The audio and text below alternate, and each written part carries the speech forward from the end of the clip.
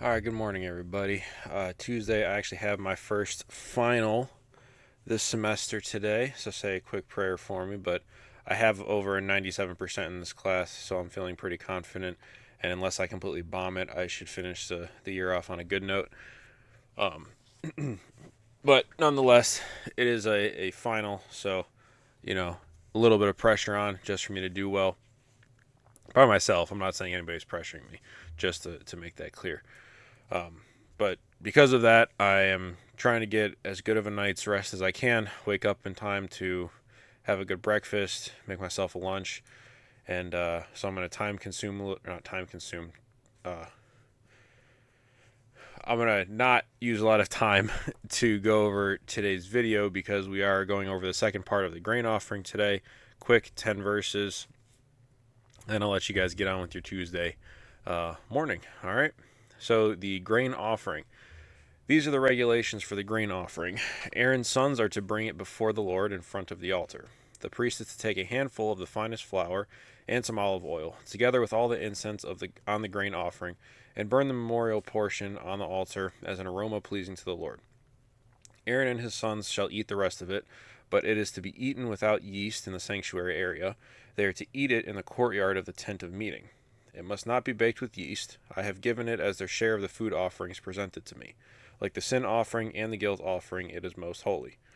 Any male descendant of Aaron may eat it. For all generations to come, it is his perpetual share of the food offerings presented to the Lord. Whatever touches them will become holy.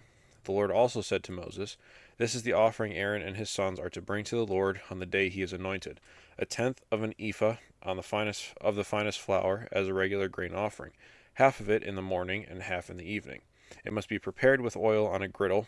Bring it well mixed and present the grain offering broken in pieces as an aroma pleasing to the Lord. The son who is to succeed him as anointed priest shall prepare it. It is the Lord's perpetual share and is to be burned completely. Every grain offering of a priest shall be burned completely. It must not be eaten." All right, so there's the next part of the grain offering.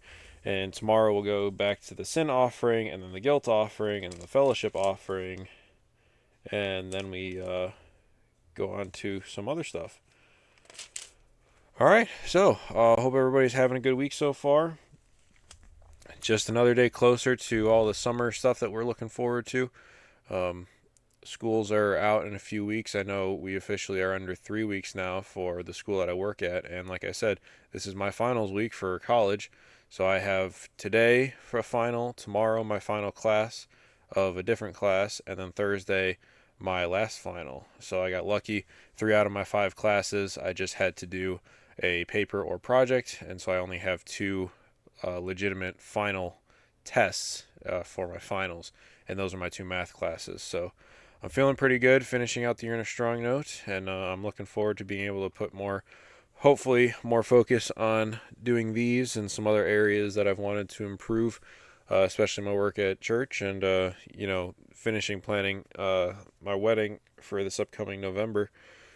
And yeah, so looking forward to that. Hopefully, you guys have some fun plans coming up this summer as well, and I will get back to you tomorrow morning.